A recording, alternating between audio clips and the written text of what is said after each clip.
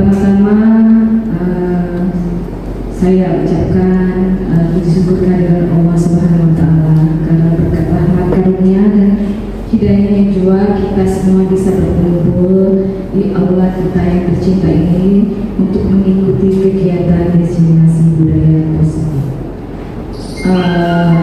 Salawat dan salam tak lupa kita haturkan kepada junjungan kita yang besar Muhammad Sallallahu Alaihi Wasallam beserta kita berikutnya hingga akhir zaman. Yang terhormat Ibu Mariati sebagai Kepala Sekolah SMA Negeri 8 Palembang dan rekan-rekan guru yang sangat saya banggakan. Terima kasih saya ucapkan kepada Ibu Mariati selaku Kepala Sekolah di SMA Negeri 8 dan rekan-rekan guru sekalian yang bisa menghadiri kegiatan pada hari ini. Marilah bersama-sama kita membuka kegiatan ini dengan mengucapkan lafaz basmalah. Bismillahirrahmanirrahim.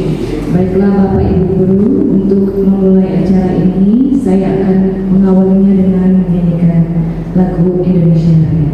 Kepada Bapak Ibu kami persilakan untuk berbicara.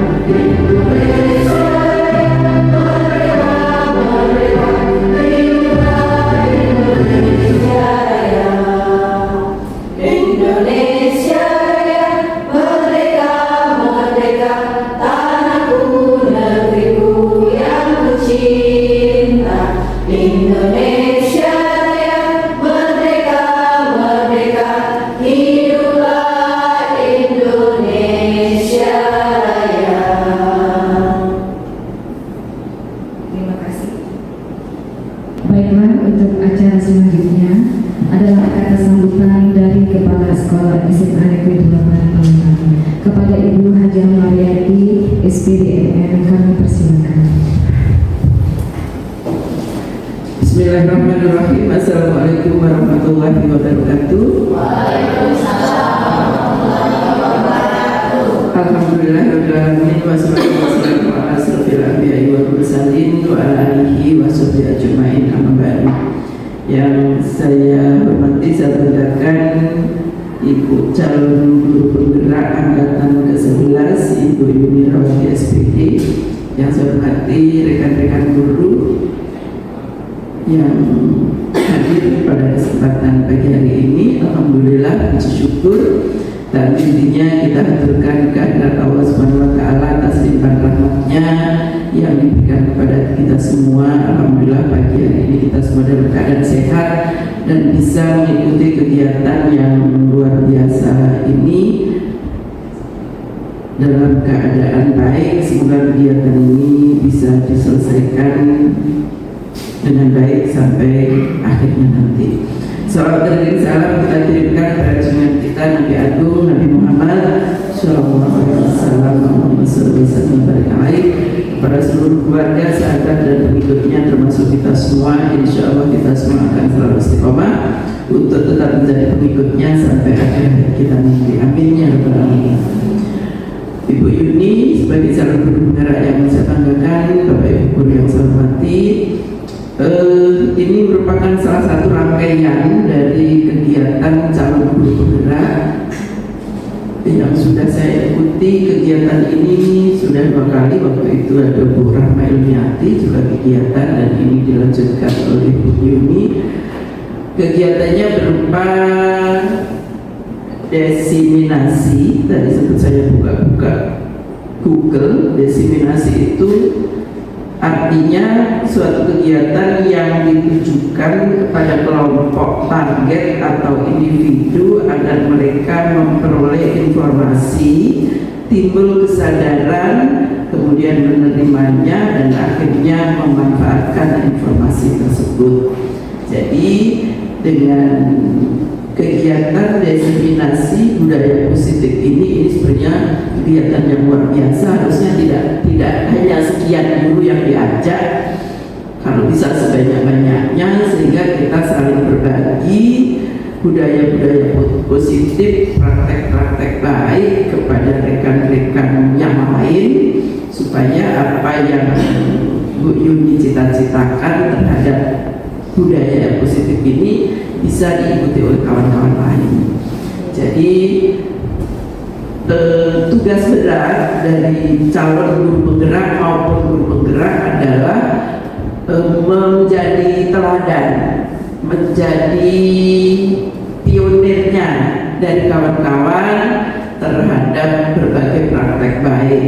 Jangan sampai yang sudah guru penggerak, apalagi kita ada 2 yang sudah guru penggerak, ada 2 yang masih jalan calon guru penggerak, satunya angkatan 9, satunya angkatan 11. Ini harus menularkan hal-hal positif kepada kawan-kawan semua. Dan kita bersyukur pagi hari ini kita ikut berada di sini untuk mengikuti diseminasi budaya positif. Dan apa yang kita dapat hari ini jangan sekedar formalitas, jangan sekedar seremonial, tapi apa yang kita dapatkan nanti kita terapkan dalam pembelajaran. Kalau misalnya berhubungan dengan pembelajaran, kita terapkan di dalam sekolah kita yang pasti. Jadi saya berharap tidak hanya sekedar seremoni, tidak hanya sekedar formalitas, tapi kegiatan ini harus, yang awalnya budaya positif ini hanya dari Bu Yuni, kemudian diikuti oleh sekian, ada guru yang ada di sini, kemudian ditularkan kepada kawan-kawan lainnya. Mungkin itu yang bisa kami sampaikan pada kesempatan pagi hari ini. Terima kasih atas segala perhatian. Mohon maaf atas segala kekurangan. Saya akhiri. Wassalamualaikum warahmatullahi wabarakatuh. Waalaikumsalam warahmatullahi wabarakatuh. Kami ucapkan terima kasih kepada Ibu Hajah Mulyani SPDMM selaku kepala sekolah yang telah memberikan kata sambutan yang sangat luar biasa sekali. Baiklah Bapak Ibu sekalian, selanjutnya mari kita memasuki acara inti, yaitu pemaparan dari diseminasi budaya positif yang akan saya lakukan pada hari ini.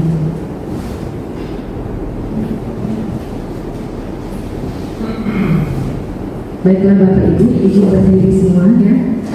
Hari ini saya punya beberapa pertanyaan pemantik untuk Bapak Ibu sekalian. Ada 3 pertanyaan pemantik. Pertanyaan yang pertama yaitu,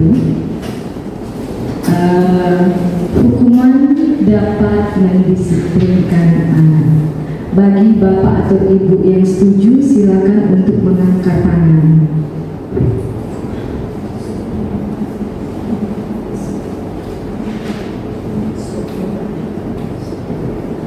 Untuk pertanyaan pertama, hukuman dapat mendisiplinkan anak, setuju atau tidak? Oke, setuju. Oke, Pak Endang, Pak Supriyadi. Oke.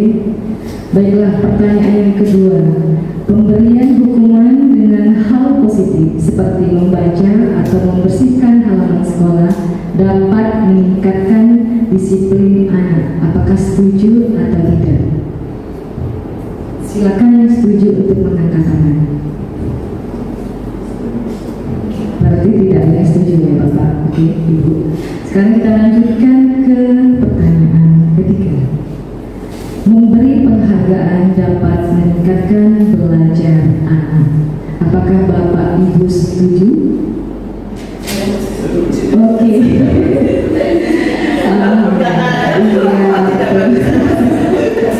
Baiklah, untuk poin ketiga ternyata banyak yang masih setuju ya. Terima kasih Bapak Ibu. Pertanyaan ini akan kita jawab setelah kita mengikuti serangkaian materi selanjutnya. Baiklah, kita lanjutkan dulu Bapak Ibu ya. Oke, ini adalah konsep-konsep dari inti budaya positif. Ada perubahan paradigma belajar, ada disiplin positif dan nilai kebajikan universal, ada motivasi perilaku manusia, keyakinan kelas, kebutuhan dasar manusia, restitusi, posisi kontrol guru, dan segitiga restitusi. Baiklah, perubahan paradigma belajar menurut Ki Hajar Dewantara. Jadi tujuan pendidikan menurut Bapak Pendidikan Indonesia Ki Hajar Dewantara adalah menuntun segala yang ada pada anak agar mereka mencapai keselamatan dan kebahagiaan setinggi-tingginya, baik sebagai manusia maupun sebagai anggota masyarakat. Dalam upaya mendidik murid, Ki Hajar Dewantara berpendapat bahwa pendidikan harus selalu berpegang pada kodrat alam dan kodrat zaman. Jadi seperti yang kita ketahui Bapak Ibu sekalian bahwa kodrat alam dan kodrat zaman itu sangat berpengaruh terhadap pendidikan anak-anak di Indonesia. Jadi salah satu tanggung jawab seorang guru adalah bagaimana menciptakan suatu lingkungan positif terdiri dari warga sekolah yang saling mendukung, saling belajar, saling bekerja sama sehingga tercipta kebiasaan-kebiasaan baik. Dari kebiasaan baik tersebut maka timbullah karakter-karakter yang baik. Nah, dari karakter-karakter itu nanti muncullah kebiasaan-kebiasaan baik yang membentuk suatu budaya positif. Baiklah, ini adalah skema yang saya buat tentang perubahan paradigma belajar dari zaman dahulu sampai dengan zaman saat ini. Pada zaman dahulu, pendidikan itu berpusat pada guru, sedangkan pada zaman sekarang pendidikan itu berpusat pada murid. Lalu murid dikontrol guru. Kalau sekarang murid mengontrol dirinya sendiri, menyamaratakan murid. Kalau zaman dulu ya, sekarang Pak ya, sekarang menyadari setiap murid itu adalah unik. Lalu penerapan hukum pada pelanggaran dan penerapan posisi kontrol dan restitusi. Lalu pembelajaran pada zaman dulu dianggap monoton dan pada saat ini pembelajaran beragam dan menyenangkan. Lalu berfokus pada penyelesaian materi. Kalau di zaman dahulu kita hanya fokus pada hal-hal yang akan kita ajarkan saja seperti itu kan. Kalau sekarang makna dari belajar itu sendiri untuk gunanya untuk apa? Selain untuk dirinya sendiri pasti berguna untuk lingkungan dan sekitarnya seperti itu. Lalu kurang memperhatikan kebutuhan murid. Kalau sekarang berpihak pada murid.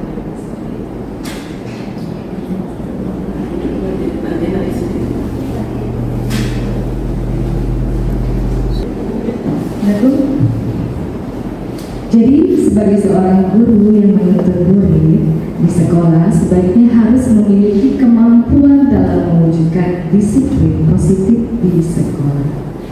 Budaya positif tersebut dapat dijalankan dengan menerapkan konsep-konsep inti disiplin positif, memahami motivasi perilaku manusia berkaitan dengan hukuman dan penghargaan. Posisi kontrol seorang guru, pembuatan keyakinan sekolah atau keyakinan kelas, lalu penerapan segitiga restitusi dalam penyelesaian masalah. Baiklah, ini adalah skema tentang stimulus respon dan teori kontrol ya. Dapat dibaca. Yang pertama yaitu kita mencoba mengubah orang agar berpendapat sama dengan kita. Sedangkan teorinya kita berusaha memahami pandangan orang lain tentang dunia. Lalu perilaku buruk dilihat sebagai suatu kesalahan, padahal semua perilaku memiliki tujuan. Orang lain bisa mengontrol saya, tapi sebenarnya hanya kita sendiri yang bisa mengontrol diri kita. Lalu saya bisa mengontrol orang lain, padahal kita tidak bisa mengontrol orang lain. Pemaksaan ada pada suatu bujukan yang gagal. Kolaborasi dan konsensus menciptakan pilihan-pilihan baru. Lalu model berpikir menang atau kalah. Jadi ada yang menang dan kalah, tapi yang terbaik adalah menang dan menang. Seperti itu. Nah, sekarang kita akan masuk ke materi disiplin. Sebelumnya kita akan mengulik dulu apa makna dari disiplin.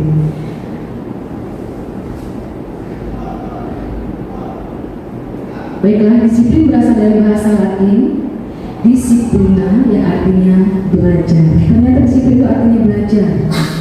Oke, makna asal ini berkonotasi dengan disiplin diri dari murid Socrates dan Plato.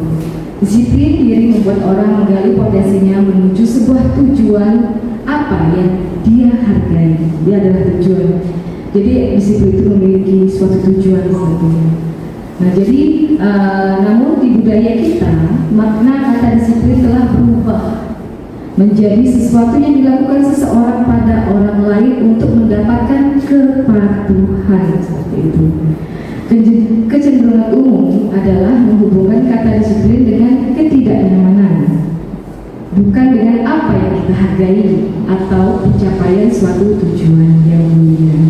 Jadi makna disiplin ini kalau di kita itu berbeda konsep sebenarnya ya. Ada tujuan yang harus kita capai pastinya ya.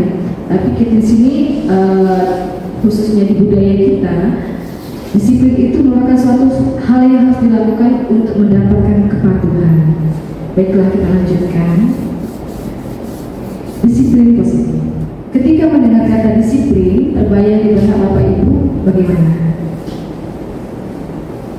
Bagaimana menurut pendapat disiplin itu untuk murid? Oke.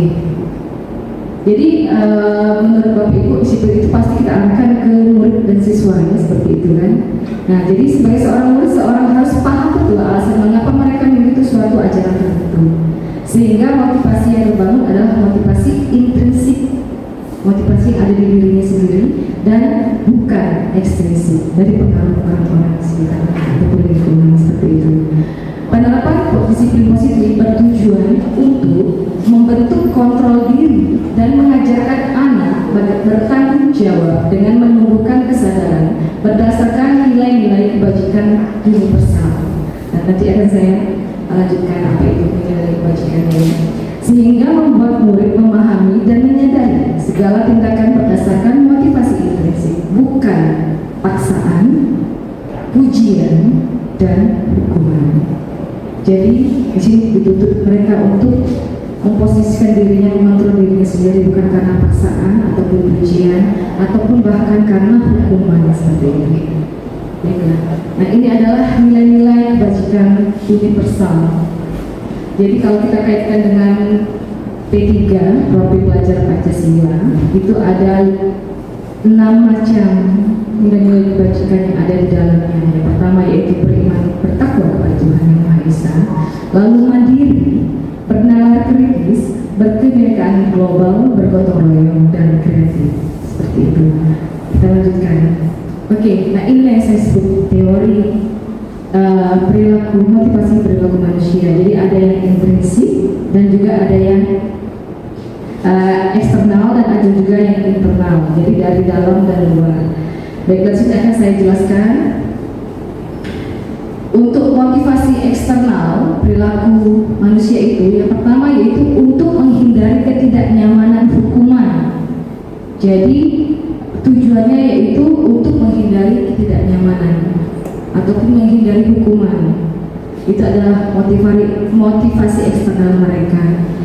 Terus pertanyaannya muncul adalah apa yang akan terjadi apabila saya tidak melakukannya? Itu pertanyaan yang terjadi. Lalu motivasi eksternal selanjutnya yaitu untuk mendapatkan imbalan dari orang lain ataupun institusi. Tujuannya. Jadi pertanyaan yang muncul adalah apa yang akan saya dapatkan apabila saya melakukannya? Jadi ada motivasi ekstrinsik namanya. Jadi dari mengharapkan imbalan ataupun membuat dia untuk menghindari ketidaknyamanannya. Makanya ia melakukan motivasi tersebut. Ya. Lalu yang terakhir adalah motivasi internal. Nah, ini adalah salah satu tujuan dari disiplin positif yang akan kita gali. Untuk menghargai dirinya sendiri tujuannya. Dan pertanyaan yang muncul adalah, saya akan menjadi orang yang seperti apa bila saya melakukannya? Nah, seperti itu. Jadi ini adalah kontrol diri kita sendiri, kesadaran diri kita sendiri bahwa apa yang kita lakukan itu tidak terlepas dari apa yang akan kita lakukan, itu tidak terlepas dari budaya-budaya positif yang akan kita tuju nantinya. Baiklah, seperti ini motivasi perilaku manusia. Untuk yang pertama yaitu untuk menghindari ketidaknyamanan hukuman, untuk mendapatkan imbalan penghargaan orang lain, untuk menjadi orang yang mereka inginkan dan menghargai diri sendiri dengan nilai-nilai yang mereka percaya. Ini adalah ekstrinsik dan ini adalah intrinsik. Motivasinya yaitu untuk menghindari ketidaknyamanan hukuman, ya, ekstrinsik, dan untuk mendapatkan imbalan. Seperti itu. Ini saya perjelas lagi seperti yang tadi. Nah, sekarang sini ada suatu pernyataan. Pemberian hukuman dapat membuat murid jera dan tidak melakukan kesalahan lagi. Benar atau salah? Oke, benar atau salah Bapak Ibu? Oke, salah. Kenapa? Yang benar adalah pemberian hukuman ternyata tidak efektif karena menciptakan identitas gagal dan menyakiti murid serta justru meningkatkan perilaku agresif. Nah, selanjutnya ada pertanyaan lagi, ada pernyataan lagi. Memberi penghargaan dapat membuat murid termotivasi melakukan sesuatu yang baik. Oke, benar apa salah Bapak Ibu? Oke, yang benar adalah penghargaan tidak efektif karena sudah teruji dapat merusak hubungan, mengurangi ketepatan, menurunkan kualitas, mematikan kreativitas, dan ada juga yang menghukum. Jadi memang benar Bapak Ibu sekalian, kalau kita memberikan penghargaan itu merupakan motivasi untuk yang lain. Tetapi ada juga sisi negatifnya. Kenapa? Karena untuk yang mendapatkan penghargaan mungkin dia akan merasa diri senang dan bangga. Bagaimana dengan yang tidak mendapatkan? Ada perasaan di situ iri, mungkin saja. Ada perasaan di situ kesal atau perasaan tidak senang dan tidak puas dengan apa yang sudah didapatkan orang-orang lain. Nah, di situ ada mematikan kreativitas. Jadi kayak saya tidak mungkin ya dapatkannya. Jadi ada rasa minder ataupun sepertinya seperti itu. Nah, jadi ya, ada sisi negatifnya juga Bapak Ibu. Baiklah, kita lanjutkan. Tujuan dari disiplin positif adalah menanamkan motivasi para murid untuk menjadi orang yang mereka inginkan dan menghargai diri sendiri dengan nilai-nilai yang mereka percaya. Ketika murid kita memiliki motivasi tersebut, mereka telah memiliki motivasi intrinsik yang berdampak jangka panjang, motivasi yang tidak akan terpengaruh pada adanya hukuman dan hadiah. Jadi pada saat mereka menyadari dirinya sendiri kalau mereka mempunyai potensi dan menyadari bahwa tidak ada motivasi ekstrinsik lainnya yang mempengaruhi mereka, maka mereka akan bisa mengontrol dirinya sendiri menjadi motivasi intrinsik bagi dirinya. Kenapa itu? Karena itu akan berdampak panjang untuk dirinya sendiri. Jadi dia tidak mengharapkan imbalan ataupun pujian dari orang lain. Seperti itu. Selanjutnya adalah hukuman, konsekuensi, dan restitusi. Nah, jadi di sini ada yang namanya hukuman untuk apabila kita mendapatkan suatu pelanggaran peraturan, tentunya ada sesuatu yang harus terjadi. Jadi ada 3 macam hal yang akan kita lakukan. Yang pertama adalah hukuman, yang kedua adalah konsekuensi, dan yang ketiga adalah restitusi. Hukuman adalah tidak terencana atau tiba-tiba. Hukuman bersifat satu arah. Hukuman yang diberikan bisa berupa fisik maupun fisikis. Murid disakiti oleh suatu perbuatan ataupun kata-kata. Jadi hukuman itu ada yang berupa verbal, kata-kata, dan ada juga yang tindakan seperti itu. Nah, jadi inilah hukuman. Lalu selanjutnya adalah konsekuensi. Konsekuensi sudah terencana atau sudah disepakati dan disetujui oleh murid dan guru. Jadi mereka sudah tahu nih, kalau seandainya mereka melakukan kesalahan ataupun membuat hal-hal yang di luar dari aturan, mereka sudah tahu apa konsekuensi yang harus mereka terima. Lalu ada juga yang untuk pengukurnya, ya. Misalnya setelah mereka melakukan 3 kali, tugasnya tidak diselesaikan, mungkin dalam batas waktu yang tertentu, baru mereka akan mendapatkan konsekuensi sesuai dengan apa yang mereka lakukan. Lalu ada restitusi. Jadi restitusi di sini adalah proses kolaboratif yang mengajarkan murid mencari solusi untuk masalah mereka. Jadi tujuan restitusi di sini, murid mencari sendiri, ya, apa solusi dari masalah yang mereka hadapi, seperti itu. Lalu guru membantu untuk mengarahkannya, seperti itu. Baiklah. Jadi di sini adalah hukuman, dan di sini adalah konsekuensi, dan di sini adalah restitusi. Jadi seperti apa hukuman itu? Yaitu sesuatu yang menyakitkan harus terjadi, ya.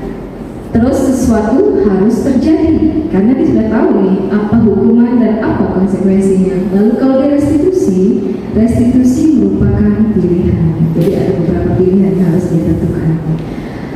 Lalu tidak nyaman untuk murid anak untuk jangka panjang. Sedangkan di konsekuensi tidak nyaman untuk murid anak jangka waktu pendek. Dan di restitusi menguatkan untuk murid anak dalam jangka waktu yang panjang. Sedangkan pada identitas gagal, korban, di sini korban maksudnya murid, ya, mendapatkan keadilan. Korban bisa diabaikan dan korban mendapatkan ganti. Gantinya berupa motivasi menang-menang, jadi tidak ada yang kalah, seperti itu. Lalu murid anak akan tersakiti, sedangkan di konsekuensi murid tidak dibuat, murid anak dibuat tidak nyaman. Dan pada restitusi murid anak mendapatkan penguatan. Jadi ini adalah perbandingan dari ketiganya, Bapak Ibu, ya. Oke, nah di sini, oke. Tindakannya itu kalau di hukuman, tindakannya adalah tindakan yang negatif, sedangkan di konsekuensi tindakan adalah tindakan yang netral, dan kalau di restitusi tindakannya adalah tindakan yang positif, ya. Jadi kenapa dia dibilang negatif? Karena seperti ini, awas kalau dilakukan lagi nanti, awas ya kamu. Nah, ini merupakan hukuman, seperti itu, Bapak Ibu. Sedangkan pada netral, lakukan apa yang saya katakan. Dan pada tindakan positifnya, kita memberikan pertanyaan, apakah hal ini yang sesungguhnya ingin kamu lakukan. Jadi mereka tidak merasa terintimidasi. Jadi di situ memang benar-benar kita memberikan suatu penguatan kepada murid-murid kalau seandainya melakukan kesalahan, seperti itu. Lalu model paksaan, stimulus respon, dan teori kontrol, mendorong menyalahkan diri, sedangkan pada netral mendorong kepatuhan, dan pada positif restitusi mendorong disiplin positif. Lalu di sini negatifnya konsep diri buruk, sedangkan pada konsekuensinya konsep diri baik, dan pada positifnya atau restitusinya konsep diri yang kuat. Oke, nah sekarang ada pertanyaan. Saya akan memberikan sticky notes kepada Bapak Ibu Guru untuk pertanyaan 1, 2, 3, 4, 5, 6, 7 pertanyaan ini.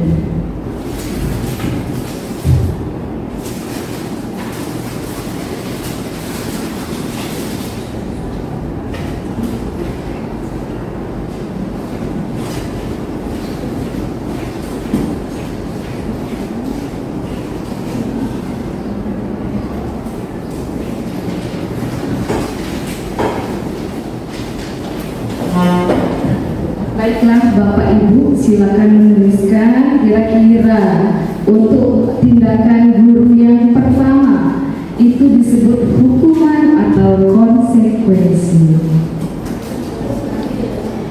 Yang pertama yaitu mencatat 100 kali di dalam buku kalimat. Kalimat tidak akan terlambat lagi karena terlambat ke sekolah. Menurut Bapak Ibu, apakah itu menurut Bapak Ibu adalah hukuman atau konsekuensi? Ya, terus di sticky note-nya dan diangkat ke atas.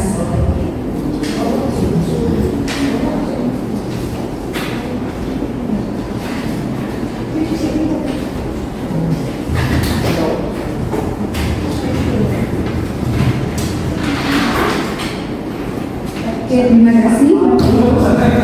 Iya.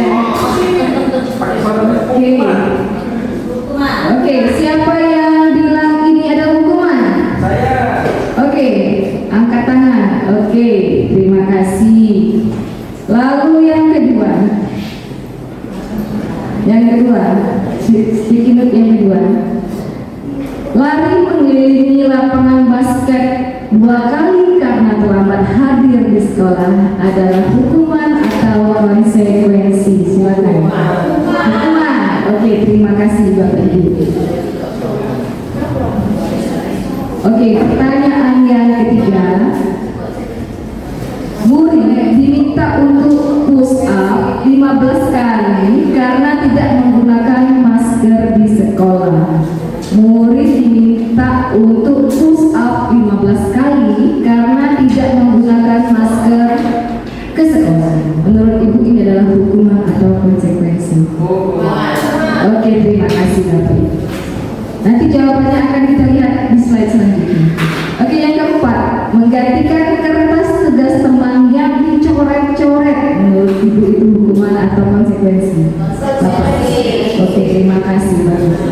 Lalu memberikan membersihkan tumpahan air di meja tulis karena tersenggol pada saat belajar. Oke, terima kasih. Yang keenam, meminta murid tidak mengenakan sepatu seharian di sekolah karena tidak mengenakan sepatu hitam. Hukuman atau konsekuensi? Hukuman. Terima kasih. Lalu 7, lari mengelilingi lapangan basket 2 kali karena terlambat 10 menit untuk pelajaran PJOK. Menurut Bapak Ibu hukuman atau? Terima kasih Bapak Ibu atas partisipasinya. Kita akan lihat jawaban Bapak Ibu di slide selanjutnya. Oke. Untuk yang pertama disebut sebagai hukuman. Iya. Karena di situ ada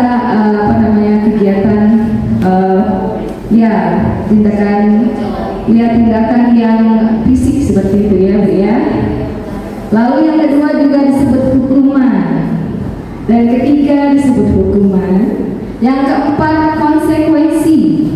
Konsekuensi karena dia menyadari dirinya sendiri, lalu dia menggantikan kertas temannya. Konsekuensi. Jadi dia harus menyadari dulu pertama ya. Lalu yang kelima konsekuensi, yang keenam adalah hukuman, dan yang ketujuh ternyata konsekuensi. Karena berlari itu kegiatan salah satu kegiatan dari pelajaran PJOK. Jadi seperti itu. Oke, kita lanjutkan. Oke, keyakinan sekolah atau keyakinan kelas. Jadi apakah kegunaan keyakinan sekolah atau keyakinan kelas yang sudah kita buat Bapak Ibu di tahun ajaran baru? Ternyata ada kegunaannya. Lalu di sini perannya yaitu guru berperan dalam mewujudkan terbentuknya keyakinan sekolah kelas dengan adanya kesepakatan antara guru dan murid. Jadi setiap awal tahun ajaran baru, Bapak Ibu guru, wali kelas dan juga guru mata pelajaran itu bisa membuat kesepakatan atau keyakinan kelas kepada siswa-siswanya di kelas. Jadi keyakinan sekolah atas berupa pernyataan universal yang mudah diingat, dipahami dan harus diterapkan dalam lingkungan sekolah. Jadi tidak harus terlalu panjang, tapi mudah diingat, dipahami dan diterapkan bersama-sama di dalam lingkungan sekolah seperti itu.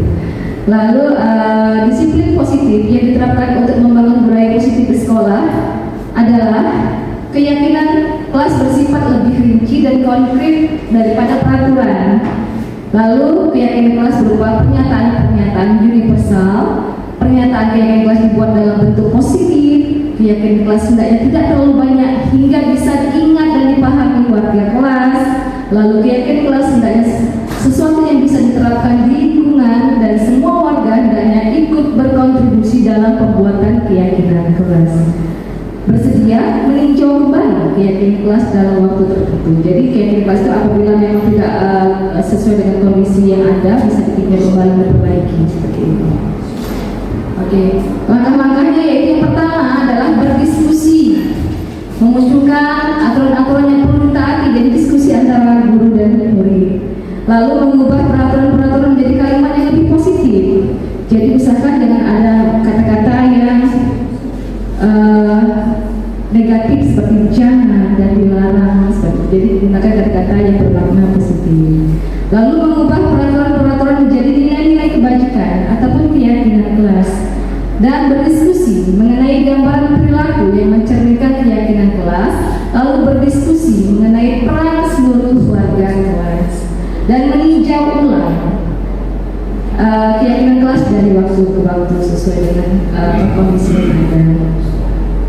Oke, ini adalah nilai kebajikan universal. Apa saja itu? Yaitu pertama ada nilai tanggung jawab, lalu nilai keadilan, lalu kesabaran, percaya diri, kasih sayang, integritas, berprinsip, bersyukur, dan kejujuran. Ini adalah nilai-nilai kebajikan universal yang dimiliki oleh setiap manusia.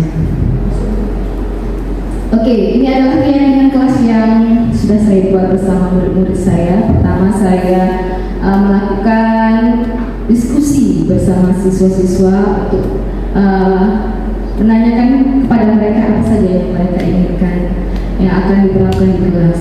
Setelah saya membuat sticky note, lalu jadilah kalimat-kalimat positif seperti ini dan disetujui oleh setiap siswa, 36 siswa di kelas. Jadi ini adalah langkah-langkah dalam pembuatan keyakinan kelas yang sudah saya lakukan. Baiklah, kita akan mulai pada kebutuhan dasar manusia. Semuanya itu tidak lepas dari kebutuhan dasar manusia sebenarnya Bapak Ibu.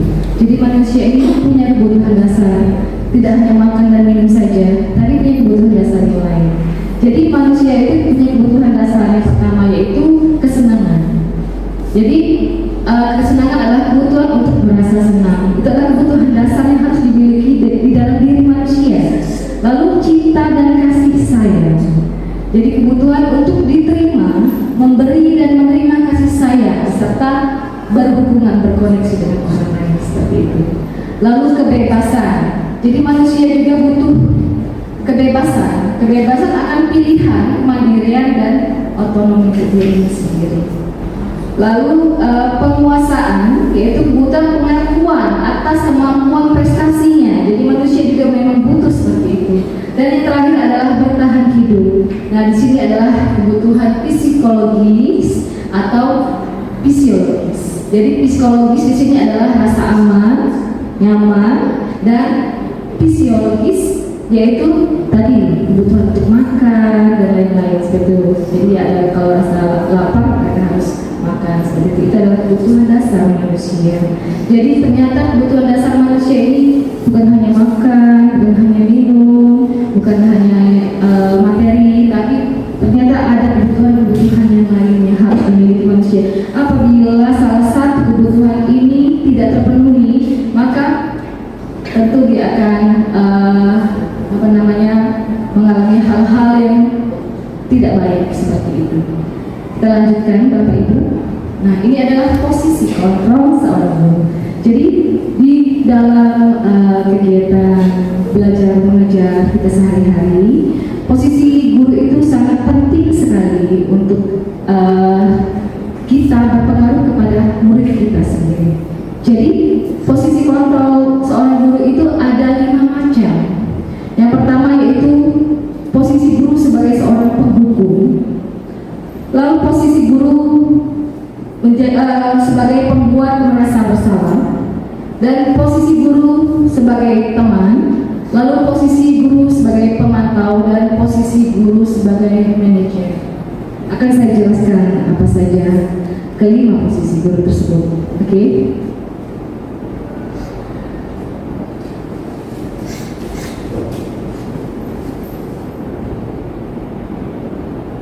Oke, ini kita lanjutkan.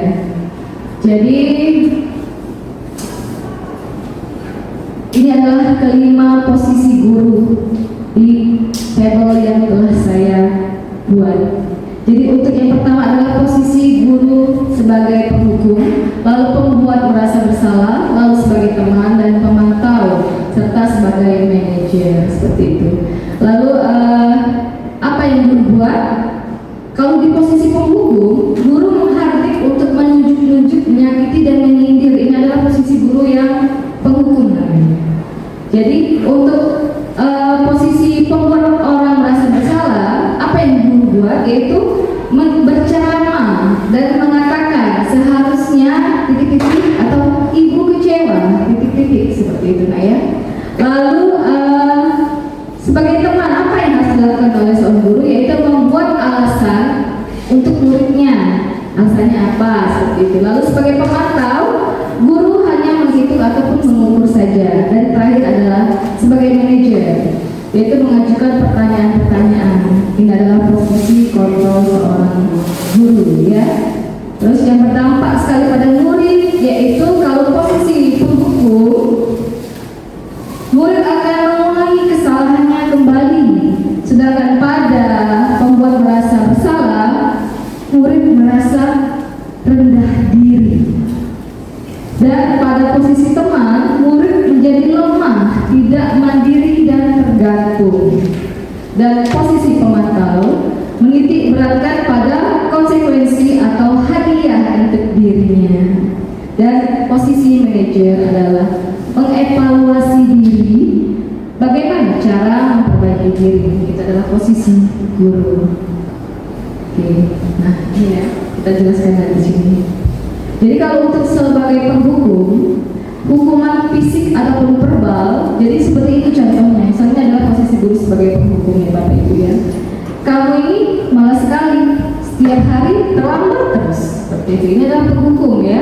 Awas ya, kalau kamu tidak patuh perintah saya, selalu kamu yang membuat ulah, memang dasar tukang cari ribut kamu. Nah seperti itu. Itu adalah salah satu posisi kontrol guru sebagai penghukum. Lalu pembuat merasa bersalah, bagaimana posisi guru tersebut? Yaitu nada yang diucapkan adalah lemah lembut, namun membuat murid merasa bersalah, tidak nyaman, dan merasa bersalah dengan kata-katanya. Misalnya, apa kamu tidak kasihan dengan orang tuamu jika kamu begini terus, seperti itu? Atau tolonglah nak, jangan begini. Kalau begini terus, ibu yang akan dimarahi kepala sekolah. Apa kamu tidak kasihan sama ibu? Nah ini adalah contoh pembuat merasa bersalah. Lalu pembuat ini juga ya, pembuat rasa bersalah ya. Lalu pemantau, ada nada suara datar dan tegas dengan memberi tahu konsekuensi perbuatannya. Misalnya, kamu tahu kan konsekuensi perbuatanmu sesuai kesepakatan kita, kamu jalani konsekuensinya. Peraturan sekolah kita ini apa? Nah, seperti itu. Ini adalah pertanyaan-pertanyaan sebagai guru sebagai posisi pemantau. Dan yang terakhir adalah posisi manajer. Guru mempersilakan murid merefleksikan perbuatannya dengan mengajak mencari solusi secara mandiri. Misalnya, jika kamu tahu hal itu terjadi, sediakah kamu memperbaikinya? Apakah keyakinanmu mengenai diri di masa depan dan bagaimana rencanamu untuk menyelesaikan masalah ini? Ini adalah posisi sebagai manajer. Jadi di sini posisinya sebagai manajer itu mencarikan solusi untuk diri dan menemukan solusinya untuk dirinya sendiri, seperti itu. Nah, jadi kelima posisi kontrol tersebut ya, di antara 5 posisi kontrol tersebut sebaiknya yang paling baik sekali Bapak Ibu guru yaitu ada di posisi manajer, seperti itu. Itu adalah hal yang baik. Jadi kita ada di mana murid kita saat mereka mendapatkan masalah, mereka berusaha untuk mencari solusi untuk dirinya sendiri, tidak ada paksaan, dan kita hanya menuntut mereka untuk menemukan solusi yang terbaik untuk diri mereka. Baiklah, bagaimana posisi manajer? Jadi guru memberikan arahan, bimbingan, mendukung tindakan siswa, mempertanggungjawabkan tindakannya, sekaligus memberikan arahan untuk menemukan solusi dari suatu permasalahan. Nah, ini adalah posisi manajer. Jadi posisi manajer mengacu pada restitusi yang dapat menjadikan murid sebagai manajer bagi dirinya sendiri hingga tercipta identitas positif berhasil pada diri murid. Nah, sekarang kita lanjutkan ya. Kita tadi sudah bilang restitusi. Nah, kita akan mengenal restitusi selanjutnya. Oke, apa itu restitusi? Restitusi adalah proses menciptakan kondisi bagi murid untuk memperbaiki kesalahan mereka, sehingga mereka dapat kembali ke kelompok mereka dengan karakter yang lebih kuat. Itu adalah pengertian dari restitusi. Oke. Jadi restitusi juga merupakan proses kolaboratif yang mengajarkan murid untuk mencari solusi atas masalah mereka dan membantu murid untuk berpikir. Jadi menemukan masalah dan mereka berpikir sendiri apa kira-kira solusi yang terbaik buat diri mereka sendiri. Ingin menjadi seperti apa mereka dan bagaimana mereka memperlakukan orang lain seperti itu. Jadi mereka menemukan sendiri apa yang harus mereka perbuat seperti itu, Bapak Ibu ya. Baiklah, ini adalah 9 ciri-ciri restitusi. Yang pertama yaitu belajar dari kesalahan. Jadi bukan menebus kesalahan, jadi belajar dari dia belajar sendiri dari kesalahan yang ia perbuat. Lalu memperbaiki hubungan dengan cara memperbaiki hubungan, lalu menawarkan bukan memaksa. Lalu restitusi diri adalah cara terbaik. Lalu menuntut untuk melihat ke dalam diri, mencari kebutuhan dasar yang mendasari tindakan, berfokus pada karakter bukan tindakan, berfokus pada solusi dan mengembalikan murid yang berbuat salah pada kelompoknya dengan karakter yang lebih kuat dan dia sudah tahu nih, sudah bisa memperbaiki dirinya sendiri seperti itu. Baiklah, ini adalah diagram dari hal yang terkecil, yaitu peraturan kelas. Jadi hal yang terkecil itu kita mulai dari peraturan kelas. Dari hal kecil hingga membuat hal yang lebih besar, yaitu keyakinan kelas. Apabila peraturan ini sudah diyakini, maka menjadi keyakinan kelas dan menjadi lingkungan positif bagi murid dan akhirnya di sekolah menjadi budaya yang positif seperti itu. Itu adalah diagram yang saya buat. Oke, segitiga restitusi dalam penyelesaian masalah. Nah, di sini Bapak Ibu ya. Jadi guru berperan sebagai manajer menggunakan segitiga restitusi dalam penyelesaian masalah melalui 3 tahapan, yaitu yang menstabilkan identitas, lalu validasi tindakan yang salah, dan menanyakan keyakinan. Jadi ada 3 langkah restitusi pada segitiga restitusi pada penyelesaian masalah ya. Jadi melalui pendekatan restitusi, ketika murid berbuat salah, guru akan menanggapi dengan mengajak murid berefleksi tentang apa yang dapat mereka lakukan untuk memperbaiki kesalahan, sehingga mereka menjadi pribadi yang lebih baik dan menghargai dirinya sendiri. Jadi kita mengajak mereka untuk berefleksi, merefleksikan diri mereka sendiri, sehingga mereka menemukan apa solusi dari perbuatan mereka dan berusaha untuk tidak mengulangi kesalahan mereka kembali seperti itu, sehingga mencapai tujuan untuk menghasilkan murid yang mandiri dan bertanggung jawab seperti itu, Bapak Ibu. Nah, ini adalah diagram ya dari segitiga restitusi ya. Yang pertama yaitu untuk validasi tindakan. Yang pertama itu seperti di sini pertanyaannya, kamu tentu punya alasan mengapa melakukan itu. Adakah cara yang lebih baik atau efektif untuk mendapatkan apa yang kamu butuhkan? Lalu pada menanyakan keyakinan, kita tanyakan keyakinan kelas apa yang telah kita sepakati, ataupun kamu ingin menjadi orang yang seperti apa. Dan pada saat menstabilkan identitas, timbul pertanyaan dari kita, yaitu setiap orang pasti pernah membuat kesalahan, ataupun kamu bukan satu-satunya yang pernah melakukan kesalahan ini, seperti itu ya. Oke, kita lanjutkan.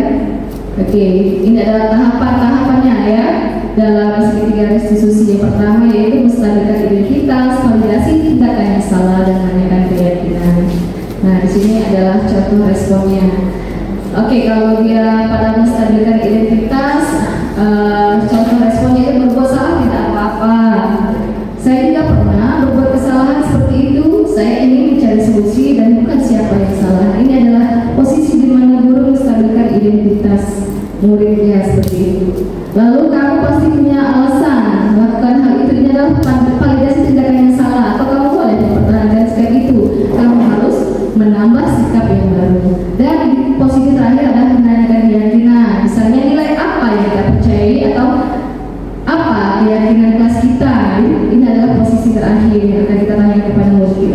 saat kita melakukan tindakan restitusi.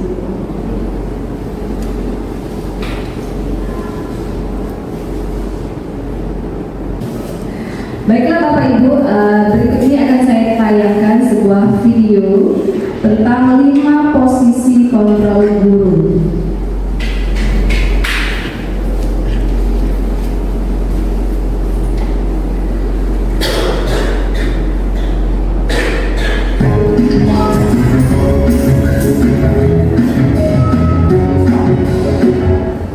Halo semuanya, kenalin nama aku Maxwell dan aku menggunakan akun online dari kelas 10 online kelas 7.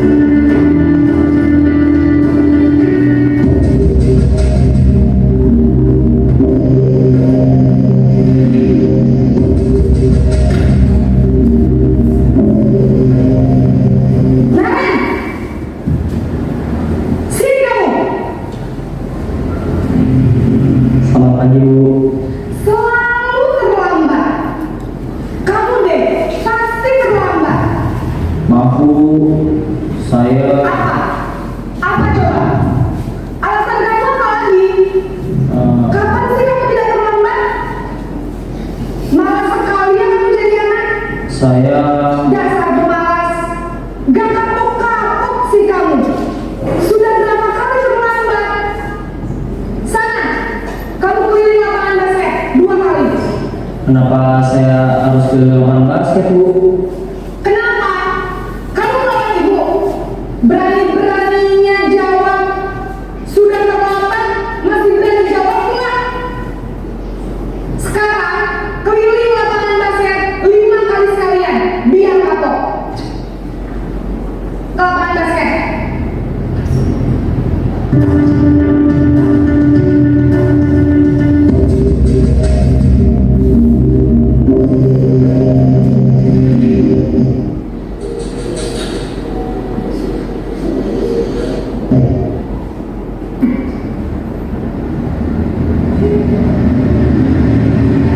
Selamat pagi Bu.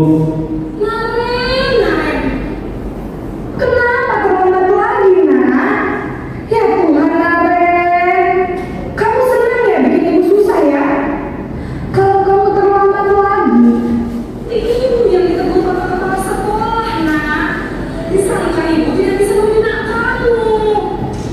Duh, gimana ini? Maaf Bu. Duh, Gusti Naren.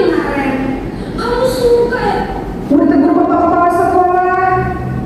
Terus, sekarang ibu harus tulis apa ya di buku absen? Ini kamu sudah sering terlambat loh. Ibu harus apa coba? Maaf Bu, maaf sekali. Ya sudah, lain kali jangan bikin ibu susah lagi ya nak ya. Ibu tidak akan kuat lagi kalau kamu gini terus.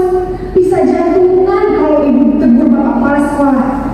Sana cepat ke kelas. Maaf ya Bu, maaf sekali. Posisi membuat rasa bersalah, berbicara dengan nada tenang.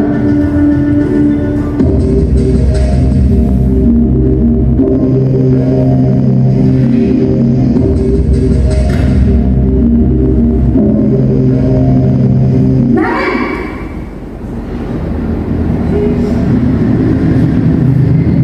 Selamat pagi Bu. Wah, sudah jam berapa ini nak? Terlambat lagi ya sayang. Iya Bu, habis ibu saya lupa bangunkan saya Bu. Kamu malah menyalahkan ibu kamu. Kamu bukannya anak yang paling kencang. Kok terlambat sih? Iya Bu, saya memang bangun tadi. Jadi biarpun saya lagi kencang, tetap gak kencang Bu. Ya sudah sana, nanti lain kali larinya lebih kencang lagi ya. Biar gak terlambat lagi. Bikin seneng ibu, demi ibu. Bisa kan? Bisa lah Bu. Ya sudah sana masuk kelas. Ibu beresin urusan absen kamu. Kamu ini ada saja.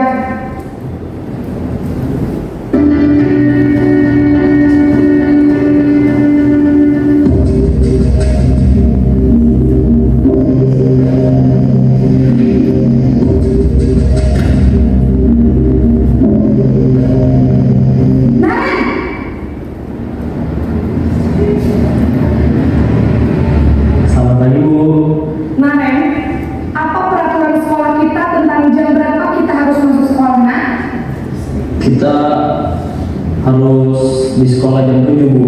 Iya betul, sekarang sudah jam 7.20. Naren sudah tahu konsekuensinya jika terlambat hadir. Paham Bu, saya harus tinggal kelas pas jam istirahat selama 20 menit. Iya benar, konsekuensinya demikian. Jadi nanti jam 9.30 pas istirahat, kamu harus tinggal di kelas, kerjakan tugas tambahan untuk ketertinggalan kamu, ya? Baik Bu.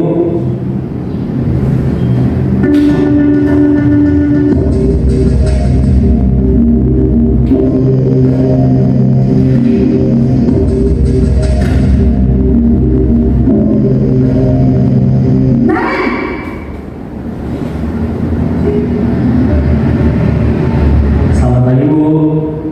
Selamat pagi Naren. Maaf Bu, saya terlambat. Iya, sekolah masuknya jam 7, sekarang sudah jam 7.20. Jadi sekarang bagaimana ini Naren? Maaf Bu, saya lupa setel alarm saya semalam. Baiklah, menurut kamu, keyakinan sekolah yang mana yang perlu kamu tingkatkan? Menghargai diri sendiri dan orang lain mungkin ya Bu. Setuju. Jadi, apakah Naren meyakini prinsip saling menghormati tersebut? Iya Bu, saya meyakininya. Apakah Naren bersedia memperbaiki masalah keterlambatan ini? Bersedia Bu. Bagaimana kamu akan memperbaiki masalah keterlambatan ini? Saya akan coba untuk tidak lupa menyetel alarm saya Bu. Baik, kalau Naren lupa menyetel alarm di rumah, ada orang yang kira-kira bisa bantu mengingatkan tidak? Ada Bu, kakak saya, Kak Emma. Ada lagi selain Kak Emma? Selain Kak Emma, ada ibu saya. Baik, jadi yang mengingatkan Naren adalah Kak Emma dan ibu kamu ya? Kira-kira akan mulai start alarm kapan Naren? Setelah pulang sekolah, akan segera saya lakukan. Baik, jadi Naren akan setel alarm untuk bangun besok pagi dan akan diingatkan oleh kakak dan ibu dan Naren ya? Ada lagi yang mungkin perlu dilakukan Naren? Agar tidak terlambat bangun lagi.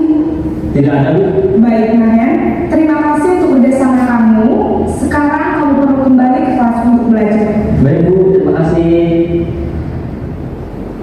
Tiga tanda anak memiliki kemampuan program. Pertama, anak terus-menerus main. Baiklah Bapak Ibu, itu adalah 5 posisi kontrol seorang guru. Yang pertama yaitu sebagai penghukum, yang kedua adalah membuat rasa bersalah sebagai teman, lalu sebagai manajer.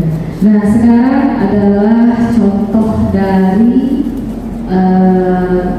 salah satu video yang saya ambil ya, adalah contoh dari kegiatan restitusi yang saya lakukan di sekolah. Baiklah Bapak Ibu guru, silakan menonton untuk video selanjutnya.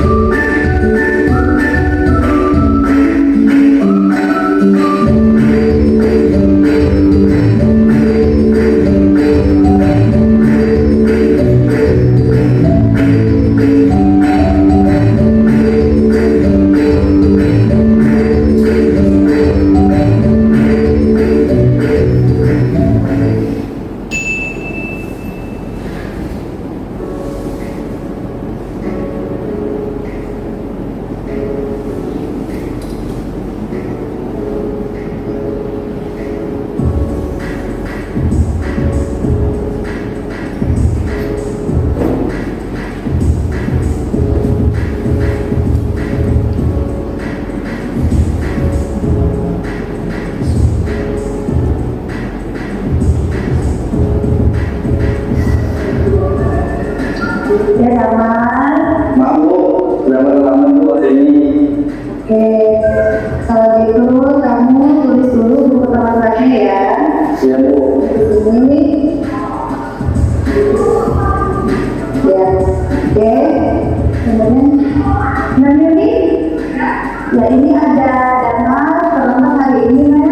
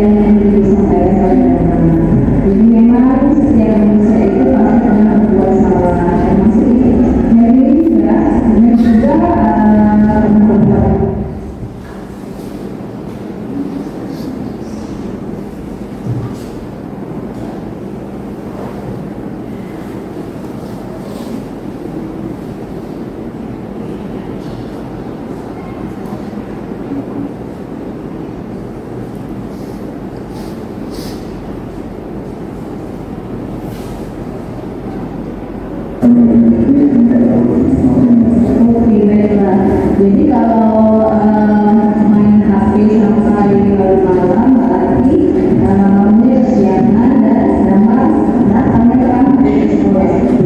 Benar?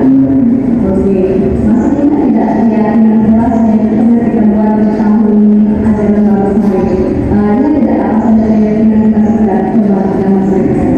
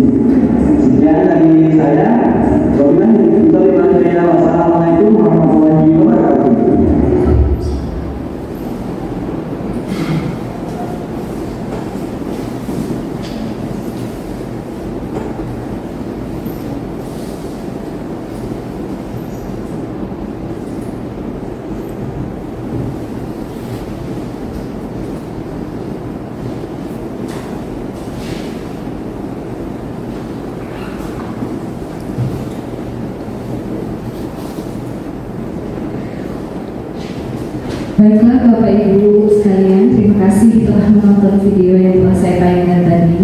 Nah, yang berikut video yang telah saya tayangkan tadi adalah contoh salah satu dari kegiatan segitiga restitusi yang saya lakukan di sekolah kita kepada siswa, dan di sana siswa menemukan sendiri solusi dari masalah mereka dan meyakini bahwa apa yang ia lakukan untuk ke depan akan lebih baik lagi, seperti itu.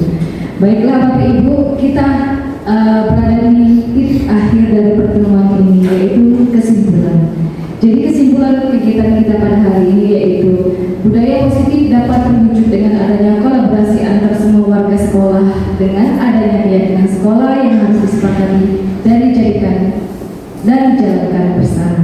Lalu guru pernah membuat keyakinan kelas yang dibuat bersama antara guru dan murid sehingga menunjukkan motivasi intrinsik dalam menerapkan budaya positif. Dan untuk menerapkan budaya positif di sekolah, seorang guru harus berposisi sebagai manajer dengan menerapkan segitiga restitusi dalam penyelesaian masalah.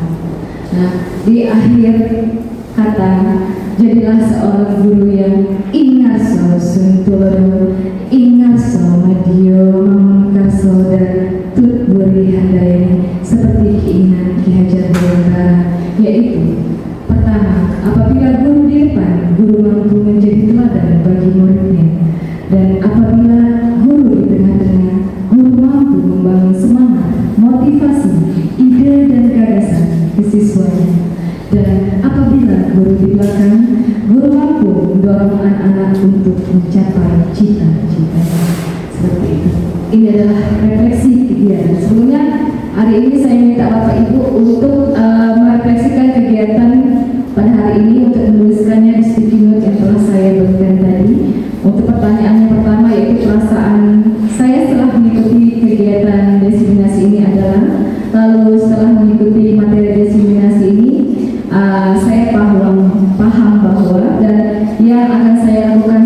ini adalah saya mohon bantuan Bapak Ibu untuk menuliskan apa yang telah didapatkan dari kegiatan kita pada hari ini. Terima kasih sebelumnya.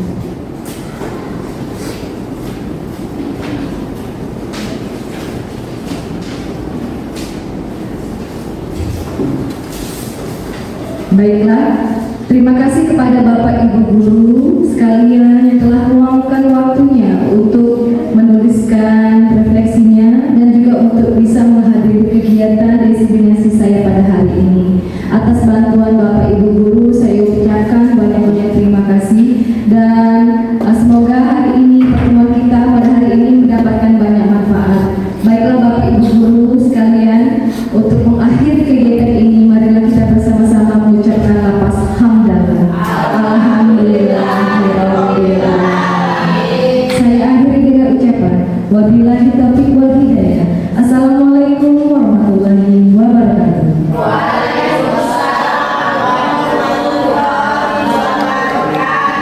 Assalamualaikum warahmatullahi wabarakatuh. Saya Mariati, Kepala SMA Negeri 8 Palembang.